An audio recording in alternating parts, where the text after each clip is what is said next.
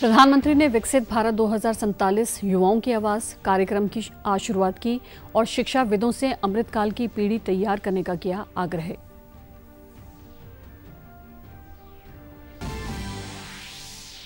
चंडीगढ़ हरियाणा राजभवन में राज्यपाल की अध्यक्षता में विकसित भारत 2047 कार्यशाला का किया गया आयोजन। राज्य के विभिन्न विश्वविद्यालयों, उच्च शिक्षण संस्थानों से आए शिक्षाविदों ने लिया भाग। प्रदेश के उप मुख्यमंत्री दुष्यंत चौटाला ने हिसार में 255 करोड़ रुपए से अधिक की परियोजनाओं का किया लोकार्पण और शिलान्यास।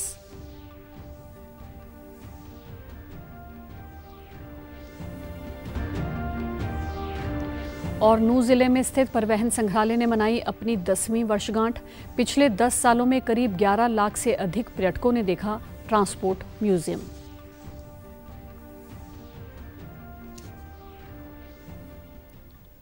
नमस्कार, मैं भानुप्रिया। अब समाचार विस्तार से। प्रधानमंत्री नरेंद्र मोदी ने आज विकसित भारत 2047 युवाओं की आवाज कार्यक्रम की शुरुआत की। प्रधानमंत्री ने कहा कि भारत के लिए ये सही समय है जब युवाओं को विकसित भारत बनाने के लिए इस अमृतकाल का उपयोग अवश्य करना चाहिए। प्रधानमंत्री ने वीडियो कॉन्फ्रेंसिंग के माध्यम से देश भर के राजभवनों में करवाई कार्यशाला में विश्वविद्यालयों के कुलपतियों, संस्थान प्रमुखों और संकाय के सदस्यों को संबोधित किया।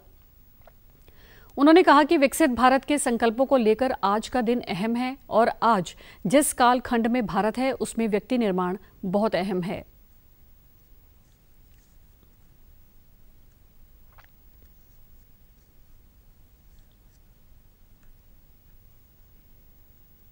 हर संस्था, हर संगठन को इस प्रण के साथ आगे बढ़ना है कि मैं जो कुछ भी करूंगा वो विकसित भारत के लिए होना चाहिए।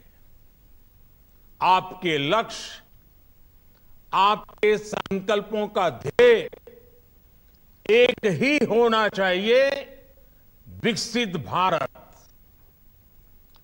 एक शिक्षक के तौर पर आप ये सोचें कि ऐसा क्या करेंगे कि विकसित भारत के लक्ष्य में देश की मदद हो। एक विश्वविद्यालय के तौर पर आप ये सोचें कि ऐसा क्या करें कि भारत तेजी से विकसित बने। प्रधानमंत्री ने कहा कि शिक्षण संस्थानों की भूमिका व्यक्ति निर्माण की होती है, वह व्यक्ति निर्माण से ही राष्ट्र निर्माण होता है। उन्होंने कहा कि संस्थानों ने देश की युवा शक्ति को सशक्त किया और आगे भी इन संस्थानों की भूमिका अहम होने वाली है। एजुकेशन इंस्टीट्यूट को रिप्रेजेंट करते हैं, वहां आपको देश की युवा ऊर्जा को इस एक लक्ष्य के लिए चैनलाइज करना है। आपके संस्थानों में आने वाला हर युवा कुछ न कुछ विशेषताओं के साथ आता है। उसके विचारों को चाहे वो कितने भी विविध क्यों न हो, उन सबको विकसित भारत के निर्माण की धारा से जोड़ना है। प्रधानमंत्री ने कहा कि आजादी के आंदोलन में भी युवाओं की अहम भूमिका रही है। उन्होंने युवाओं से विकसित भारत बनाने की दिशा में कार्य करने का आग्रह किया। उन्होंने कहा कि भारत के युवाओं पर विश्व की नजर है, वो भारत युवा शक्ति के साथ आगे बढ़ रहा है। उन्होंने बताया कि 10 बेहतरीन सुझावों के लिए पुरस्कारों की भी व्यवस्था की गई है। नीति आयोग के सहयोग से आयोजित इस कार्यक्रम के दौरान वर्चुअल तौर पर केंद्रीय शिक्षा मंत्री धर्मेंद्र प्रधान, विभिन्न राज्यों के राज्यपाल इत्यादि भी शामिल हुए। प्रधानमंत्री ने शिक्षाविदों से अमृतकाल की पीढ़ी तैयार करने का आग्रह किया, एक ऐसी पीढ़ी जो भविष्य में देश को नेतृत्व प्रदान कर सके। हरियाणा राजभवन में विकसित भारत 2047 युवाओं की आवाज कार्यक्रम आयोजित हुआ। प्रधानमंत्री नरेंद्र मोदी द्वारा वीडियो कॉन्फ्रेंसिंग के माध्यम से विकसित भारत 2047 आइडियाज पोर्टल के लॉन्च को हरियाणा राजभवन में लाइव प्रसारित किया गया। राज्यपाल बंडारू दत्तात्रेय की अध्यक्षता में हुए कार्यक्रम में राज्य के विभिन्न विश्वविद्यालयों, उच्च शिक्षण संस्थानों से आए शिक्षाविदों ने भाग लिया और 2047 तक भारत को विकसित देश बनाने के सपने को साकार करने में युवाओं की भूमिका पर चर्चा करने के साथ साथ विभिन्न क्षेत्रों के लिए सुझाव भी पेश किए गए। इस दौरान राज्यपाल बंडारू दत्तात्रेय ने कहा कि 2047 तक विकसित भारत बनाने के लिए प्रधानमंत्री द्वारा आज एक महत्वाकांक्षी पहल की शुरुआत की गई है। उन्होंने कहा कि विकसित भारत में समावेशी उन्नति के साथ आर्थिक और सामाजिक रूप से तरक्की करने पर ध्यान दिया जाएगा। यह एक शुरुआत है। उन्होंने युवाओं से विकसित भारत बनाने के लिए अपने सुझाव साझा करने को कहा। राज्यपाल ने विश्वविद्यालयों में आयोजित होने वाले विकसित भारत उत्सव के दौरान युवाओं से चर्चाओं में भाग लेने के साथ ही उनका फीडबैक सुनिश्चित करने को कहा।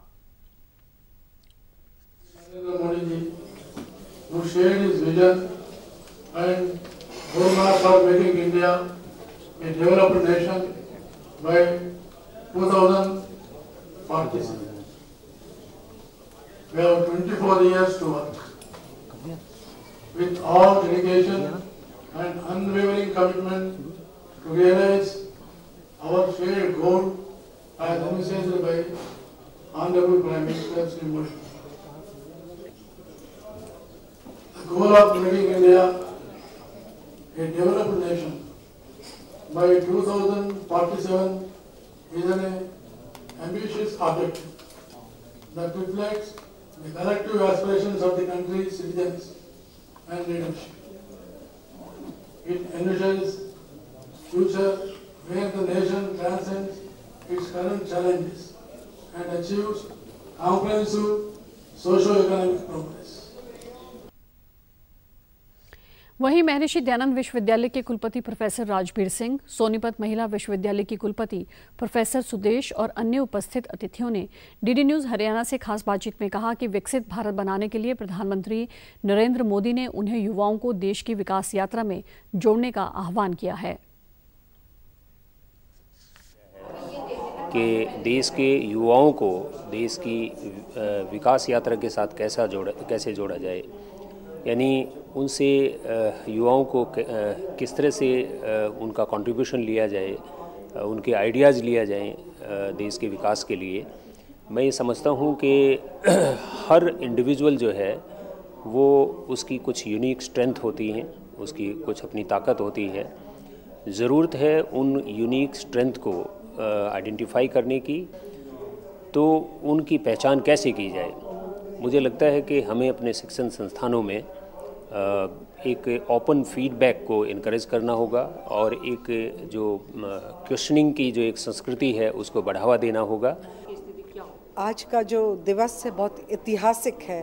पहली बार मेरे अपने शिक्षक अनुभव में पहली बार इस तरह की कंसल्टेशन देखी जा रही है जिसमें हम विकसित भारत, जब भारत 100 वर्ष पूरे करेगा तो वो कैसा होगा, और ये जो एजुकेशनल इंस्टीट्यूशंस होते हैं वो युवा से इतने ज़्यादा जुड़े होते हैं कि जब हम एक विकसित भारत की परिकल्पना करते हैं तो उसमें विश्वविद्यालयों का बहुत इम्पॉर्टेंट रोल हो सकता है। और एक महिला विश्वविद्यालय जो कि 50% पॉपुलेशन का हिस्सा रहते हैं, उनको भी अगर हम मेन स्ट्रीमिंग नहीं करेंगे, उसको विकास की दौड़ में नहीं लेके जाएंगे तो वो पीछे रह जाएगा। तो ये बहुत अच्छी पहल है। माननीय प्रधानमंत्री जी ने बिल्कुल ठीक कहा, क्योंकि हमारे पास जो आबादी है वो युवा है और युवा इस देश को और पूरे विश्व में एक अपनी छाप छोड़ सकते हैं। बस हमें यही करना होगा कि हमें अपने युवाओं को स्किल देनी होगी और उनकी जो ऊर्जा है उसको सकारात्मक दिशा में लेके जाना होगा और उसमें विश्वविद्यालयों का एक अहम योगदान रहेगा। यदि हम इस तरह की मैन पावर ट्रेन कर पाए, स्किल को बढ़ावा दे पाए, तो निश्चित रूप से 2047 तक हम एक विकसित भारत बना पाएंगे। हिसार में उप मुख्यमंत्री दुष्यंत चौटाला ने आज 255 करोड़ रुपए से अधिक की परियोजनाओं का लोकार्पण और शिलान्यास किया। इनमें 121 करोड़ रुपए की सड़क परियोजना, 55 करोड़ रुपए से हवाई अड्डा के कार्य, 60 करोड़ रुपए की लागत से बनने वाले पीडब्ल्यूडी रेस्ट हाउस और 20 करोड़ रुपए की लागत से बनने वाले निर्माण सदन के कार्य शामिल हैं। उप मुख्यमंत्री द्वारा जिन सड़कों का शिलान्यास किया गया उनमें 36.5 करोड़ रुपए की लागत से बनने वाली हिसार तोशाम सड़क, 19.5 करोड़ रुपए से जींद बरवाला रोड से राखीगढ़ी म्यूजियम तक की सड़क आदि शामिल हैं। इस दौरान उप मुख्यमंत्री ने कहा कि हिसार एयरपोर्ट को लेकर एयर ट्रैफिक टावर और टर्मिनल 2 महीने में तैयार हो जाएगा। जो हम एक मास्टर रोड बना रहे थे एयरपोर्ट के ऊपर से कनेक्ट करने के लिए बरवाड़ा रोड को और हांसी रोड को, उसकी मंजूरी NHAI से 3 दिन पहले आ गई कि अब NHAI उसको ओवरटेक करेगी।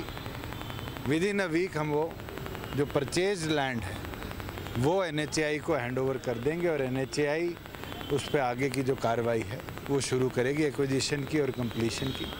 मेरा ये मानना है कि वो कनेक्शन होते ही अपने इस पूरे इलाके को एक रिंग रोड की कंप्लीशन के लगभग हम कनेक्टिविटी दे पाएंगे। हरियाणा के उप मुख्यमंत्री दुष्यंत चौटाला ने जींद के गांव खुंगा कोठी में स्थित PM श्री स्कूल जवाहर नवोदय विद्यालय के वार्षिक पुरस्कार वितरण समारोह में बतौर मुख्य अतिथि शिरकत की। इस कार्यक्रम में छात्राओं द्वारा महाराष्ट्र, राजस्थानी, गुजराती व हरियाणवी संस्कृति की झलक पेश की। कार्यक्रम में मुख्यमंत्री ने छात्राओं को स्मृति चिन्ह देकर सम्मानित भी किया। इस दौरान दुष्यंत चौटाला ने पत्रकारों से बातचीत में कहा कि विधानसभा का शीतकालीन सत्र 15 तारीख से शुरू हो रहा है, जिसको लेकर पूरी तैयारी है। उन्होंने कहा कि शीतकालीन सत्र के दौरान बच्चों को भी निमंत्रण दिया गया है। 15 तारीख को आ रहा है, पूरी तैयारी है और मुझे लगता है कि सरकार के कई अमेंडमेंट्स भी हैं, बिल्स भी हैं, उनको हम टेबल भी करेंगे और वो BSc को हमने अधिकृत BSc है जो 14 तारीख को फैसला लेगी कि कितना लंबा सत्र चलेगा और क्या क्या बिल्स और क्या बातें आने वाले 3 दिनों में रखेंगे। और जिस तरह का टैलेंट 2400 बच्चों का यहाँ से निकला है, आने वाले भविष्य को देखते हुए मैं मानता हूँ कि ऐसी धरोहरों ने इलाके के शिक्षा के एडवांसमेंट में बहुत बड़ा योगदान। बिल्कुल बुलाया है और 3 दिन बुलाया है, अगर आना चाहें बहुत स्वागत। वहीं छात्राओं में विधानसभा जाने की खुशी है। उन्होंने उप मुख्यमंत्री का आभार जताते हुए कहा कि जब वे विधानसभा की कार्यवाही को देखेंगे तो उन्हें बहुत कुछ सीखने और समझने का मौका मिलेगा। हुए हैं और हमारे एक नवोदय के बैच को भी वो इनवाइट करेंगे वहाँ पर जाके कुछ सीखना। कल्चर एक्टिविटी को उन्होंने कहा था कि भी थोड़ा पीछे है, कम है, तो उनको भी हम आगे करेंगे ज़रूर और अच्छे से करेंगे। जी हमें बहुत अच्छा लग रहा है, जैसे कि हमें विधानसभा में जाने का मौका मिलेगा। उन्होंने हमारी कल्चरल एक्टिविटीज़ देखी, जैसे कि उन्होंने बोला हमने कल्चरल एक्टिविटीज़ में हमारे स्कूल के बच्चे स्पोर्ट्स में, एकेडमिक्स में जहाँ जहाँ आगे बढ़ रहे हैं। और उन्होंने हमें वो भी बताया कि भाई और हमें क्या क्या करने चाहिए। जैसे उन्होंने बताया कि भाई नाटक करके 2-2 हाउसेस इकट्ठे हो और नाटक प्रस्तुत करें। और भी बहुत सारे उन्होंने तरीके बताए जिनके ओर से हम अपना आप को और बढ़ावा दे सकते हैं, हम स्टूडेंट्स अपनी और एक्टिविटीज़ में आगे बढ़ सकते हैं। सरकार की जन कल्याणकारी योजनाओं का जन जन तक लाभ पहुंचाने के लिए भारत सरकार द्वारा शुरू की गई विकसित भारत संकल्प यात्रा कैथल जिला के गांव देवरा में पहुंची। इस दौरान विभिन्न विभागों द्वारा स्टॉल व प्रदर्शनी लगाकर लोगों को योजनाओं व सरकारी सेवाओं की जानकारी देने के साथ साथ स्वास्थ्य की जांच भी की गई। इस दौरान मेरी कहानी मेरी जुबानी के माध्यम से अपने अनुभव साझा करते हुए लाभार्थी किसानों ने बताया कि घर बैठे पेंशन आ रही है, खेतों के पैसे भी सीधे खाते में आते हैं, जिससे वे बहुत खुश हैं। उन्होंने बताया कि सरकार द्वारा चलाई गई आयुष्मान योजना से उन्हें मुफ्त में अपना इलाज करवाया है। मेरी फैमिली खेतीबाड़ी का काम करती है, जिसके तहत हम हर साल प्रधानमंत्री फसल बीमा योजना से अपनी फसल का बीमा कराते हैं। अब जैसे कि पिछले साल हमारी गेहूं की खेती में ना बारिश से नुकसान हुआ था, जिसके तहत गवर्नमेंट ने हमें प्रधानमंत्री फसल बीमा योजना के तहत हमें मुआवजा दिया था। और मैं सभी किसान भाइयों से अपील करना चाहता हूं कि इस योजना का ज़्यादा से ज़्यादा लाभ उठाएं। हमने घोल बनाया और हम उसका छिड़काव करते हैं खेती में, तो उससे हमें काफ़ी अच्छी पैदावार मिली। पिछले साल गेहूं में बरसात हुई थी, सबके गेहूं लौट गए थे, लेकिन हमारे गेहूं नहीं लौटे और हमें भाव में भी काफ़ी अच्छे हैं और खाने में बड़े स्वादिष्ट हैं। ना हमने कोई खाद गेरा है और ना कोई दवाई गेरी है, हम उसी का छिड़काव करते हैं, उससे पैदावार करते हैं। वहीं विकसित भारत संकल्प यात्रा आज सिरसा जिले के गांव केरावाली पहुंची, जहां पर ग्रामीणों ने अपने परिवार पहचान पत्र, राशन कार्ड व अन्य जरूरी दस्तावेजों में आ रही त्रुटियों को ठीक करवाया। इस अवसर पर सांसद सुनीता दुग्गल कार्यक्रम में पहुंची और उपस्थित ग्रामीणों की समस्याओं को जाना। इस दौरान उन्होंने अधिकारियों को आवश्यक दिशा निर्देश भी दिए। सांसद सुनीता दुग्गल ने बताया कि सरकार की बहुत सारी योजनाएं हैं, लेकिन कुछ ग्रामीणों को इसकी जानकारी नहीं है। लेकिन अब विकसित भारत संकल्प यात्रा के माध्यम से सभी को जानकारी दी जा रही है। आप देख सकते हो कि किस तरह से चारों तरफ जो है वो यहाँ पर लोगों का हुजूम आया हुआ है कि मुझे लगता है कि ये माननीय प्रधानमंत्री श्री नरेंद्र मोदी जी की जो गारंटी है, तो वो गारंटी का आप लोगों के सामने जीता जागता सबूत है कि पहले क्या होता था कि लोग अपने कामों के लिए अलग अलग जो है वो ऑफिस में जाते थे, चक्कर काटते रहते थे, लेकिन अब सरकार खुद जो है वो लोगों के द्वार पर पहुंची है। किसी की जो भी समस्या है उसके लिए सब जगह जगह पर स्टॉल लगाए गए हैं, अधिकारी यहाँ पर उपस्थित हैं और उनके समस्याओं का मौके पर ही समाधान किया जा रहा है। सरकार की जितनी भी योजनाएं हैं, बहुत सी हमारी योजनाओं का लाभ हमारे नागरिकों को मिल रहा है, लेकिन कुछ हमारे नागरिक ऐसे हैं कि जो जागरूक नहीं है या कि वो किसी भी कारण से जो है इन योजनाओं का लाभ नहीं उठा पा रहे हैं। तो यहाँ पर इसीलिए ये विकसित भारत संकल्प यात्रा जो है वो चलाई जा रही है, जिसके अंदर मोदी जी की गारंटी है। इस कैंप में पहुंचे लाभार्थियों ने बताया कि सरकार की योजनाओं के बारे में उन्हें बताया जा रहा है। उन्होंने सरकार द्वारा चलाई जा रही इस यात्रा की सराहना की। यो राशन कार्ड खातिर है जी, पीड़ो राशन कार्ड बने जी अभी। हाँ, ये पहले तो पीड़ो कार्ड बन गयो जी। धन्यवाद करना चाहूँ जी, पूरा बहुत बड़ो धन्यवाद जी। जाना पड़ा, कई चक्कर काटना पड़ा है जी। फिर का कोई बात फलानी चीज बोल गई, फलानी आईडी लिया, ऐसा कौन पेंडो छूट गयो जी, राशन मिलने लग जाएगा जी। और आज आपकी सभा आई यहाँ तो आपने पीड़ो कार्ड ही बन गयो और बहुत धन्यवाद है। यही खातिर आयो मैं बैठे तो मान ले चक्कर काटता अठा गद्दनी सी अंत ये पीड़ो कार्ड है को बन गयो। ये पीड़ा कार्ड अभी बने हैं, भी कार्ड के वास्ते आई है, भी आज मिले है। हमारे को सुविधा मिलेगी तो आगे कार्ड लेके जाएंगे डिपो में, वो देंगे। देखो क्या करनाल जिले के गांव मोहिद्दीनपुर में विकसित भारत जनसंवाद कार्यक्रम का आयोजन किया गया। घरौंडा के विधायक हरविंदर कल्याण ने कार्यक्रम में मुख्य अतिथि के तौर पर शिरकत की और विभिन्न विभागों द्वारा लगाई स्टॉलों का अवलोकन किया। उन्होंने इस अवसर पर उपस्थित लोगों को विकसित भारत के संकल्प के लिए शपथ दिलाई। विकसित भारत संकल्प यात्रा के तहत सरकार की विभिन्न कल्याणकारी योजनाओं जैसे कि आयुष्मान भारत, जनधन खाता, उज्ज्वला योजना, हर घर नल से जल इत्यादि के बारे में लोग बड़े स्तर पर जागरूक हो रहे हैं और पात्र लोगों को इन योजनाओं का लाभ देने के लिए पंजीकृत भी किया जा रहा है। लोगों में यात्रा के प्रति उत्साह देखने को मिला है। नूंह जिले के तावू सीमा में स्थित परिवहन संग्रहालय ने अपनी 10वीं वर्षगांठ मनाई। इस मौके पर संग्रहालय में प्रसिद्ध कलाकार राजा रवि प्रेस में मुद्रित दुर्लभ ओलोओग्राफ पर एक विशेष प्रदर्शनी का आयोजन हुआ। संग्रहालय संचालक तरुण ठकराल ने बताया कि देश व अंतर्राष्ट्रीय स्तर के पर्यटक यहां आते हैं। 10 सालों में करीब 11 लाख से अधिक पर्यटक देश विदेश से ट्रांसपोर्ट म्यूजियम को देखने आ चुके हैं। उन्होंने बताया कि ये देश का पहला और अनोखा हेरिटेज ट्रांसपोर्ट म्यूजियम है। इस प्रकार का देश में कोई और संग्रहालय नहीं है। इसकी खासियत ये है कि यहाँ पर पहुँचने वाले पर्यटक महसूस करते हैं कि पिछले 200 सालों में लोगों ने अपना जीवन किस प्रकार से व्यतीत किया। लगभग 10 सालों में करीब 11 लाख से ऊपर ज़्यादा लोग यहाँ पर आके जा चुके हैं म्यूज़ियम को देख के और प्रशंसा करी है लोगों ने। ये इंडिया का एक पहला और मात्र ट्रांसपोर्ट म्यूज़ियम है। अभी तक पिछले 10 सालों में और कोई ट्रांसपोर्ट म्यूज़ियम इंडिया में बना नहीं है। इसकी खासियत ये है कि ये पूरा जो एवोल्यूशन है ट्रांसपोर्ट का, कैसे लोगों ने सफ़र करा था 200 साल पहले से आज तक, वो पूरी जर्नी ट्रांसपोर्ट की और हम लोगों की यातायात के साधनों की ये दिखलाता है म्यूज़ियम। 10वीं वर्षगांठ के मौके पर परिवहन संग्रहालय को 15 वर्ष पुरानी 2 कारों को समर्पित करने पहुंची वरिष्ठ आर्टिस्ट व पर्यटक शुभ्रा चतुर्वेदी ने बताया कि संग्रहालय के मुख्य द्वार पर कारों को वाहन स्क्रैप पॉलिसी केंद्र के सहयोग से सजाया गया है, जिन्हें भारतीय संस्कृति नमस्ते का नाम दिया है। एक तो ये कि a journey of a car from brand new from the factory to a scrap yard, और उसके साथ जो हर आदमी की एक हर फैमिली या हर ओनर की जो एक उसकी मेमोरीज़, उसके साथ उसकी मतलब कभी शिफ्टिंग कर रहे हैं, कभी रोड ट्रिप्स कर रहे हैं, कभी बीमारी हारी में जा रहे हैं, कभी मज़े कर रहे हैं, सब कुछ सारी मेमोरीज़ एक गाड़ी के संग जुड़ी होती हैं। गाड़ी आपकी एक लिविंग स्पेस होती है, तो उसकी यादें को एक वो देना, क्या कहते हैं उसको, प्लेटफॉर्म देना और उसको याद करना, मेमोरी क्रिएट करना। गौरतलब है कि ये ट्रांसपोर्ट म्यूजियम तावड़ू के बिलासपुर मार्ग पर स्थित है, जिसमें पुरानी कार, बस, रेल डिब्बे और रेल इंजन सहित विभिन्न प्रकार की पुरानी वस्तुएं हैं, जिन्हें बहुत ही सुंदरता के साथ यहां पर रखा गया है, जहां देश विदेश से पर्यटक आते हैं।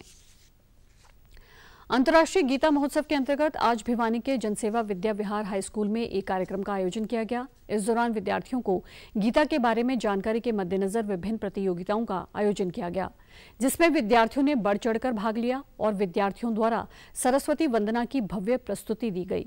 कार्यक्रम के दौरान निबंध लेखन, भाषण, गीता श्लोक उच्चारण, संवाद, प्रश्नोत्तरी व पेंटिंग प्रतियोगिता करवाई गई, जिनमें 6ठी से 8वीं और 9वीं से 12वीं कक्षा के सरकारी व प्राइवेट विद्यालयों के लगभग 400 विद्यार्थियों ने भाग लिया। इस मौके पर भिवानी के खंड शिक्षा अधिकारी डॉक्टर अनिल गौड़ व डॉक्टर मुरलीधर शास्त्री ने कहा कि संपूर्ण मनुष्य जीवन का आधार ही गीता है। उन्होंने कहा कि कुरुक्षेत्र को गीता स्थली के रूप में पूरे विश्व में जाना जाता है। इस मौके पर प्रतिभागियों ने कहा कि उन्हें इस प्रतियोगिता के माध्यम से गीता के बारे में बहुत कुछ सीखने को मिला है।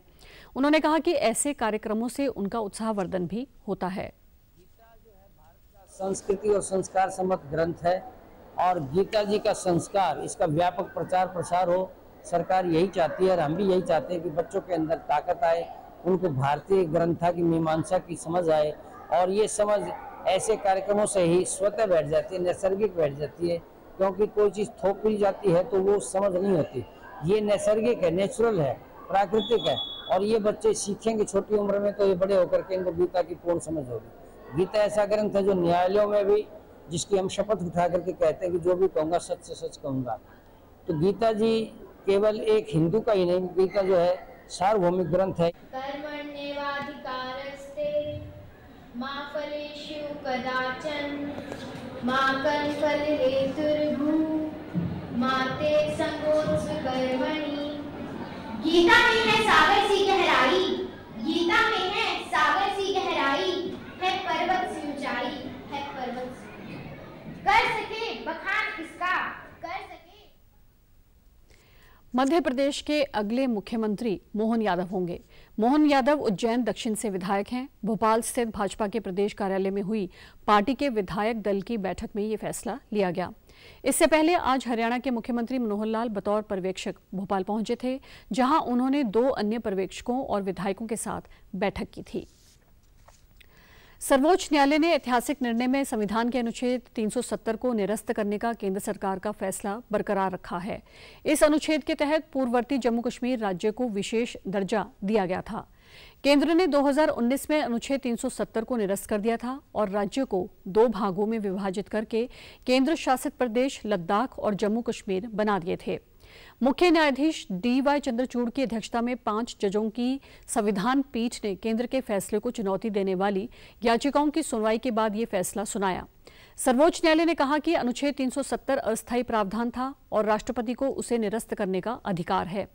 न्यायालय ने अगस्त 2019 में जम्मू कश्मीर से लद्दाख को अलग करने और केंद्र शासित प्रदेश बनाने के फैसले को बरकरार रखा। न्यायालय ने कहा कि जम्मू कश्मीर की अन्य राज्यों से अलग कोई आंतरिक संप्रभुता नहीं है और भारतीय संविधान के सभी प्रावधान जम्मू कश्मीर पर लागू होते हैं। सर्वोच्च न्यायालय ने कहा कि जल्द से जल्द जम्मू कश्मीर को राज्य का दर्जा बहाल किया जाना चाहिए। पीठ ने निर्वाचन आयोग को सितंबर 2024 तक चुनाव कराने का भी निर्देश दिया।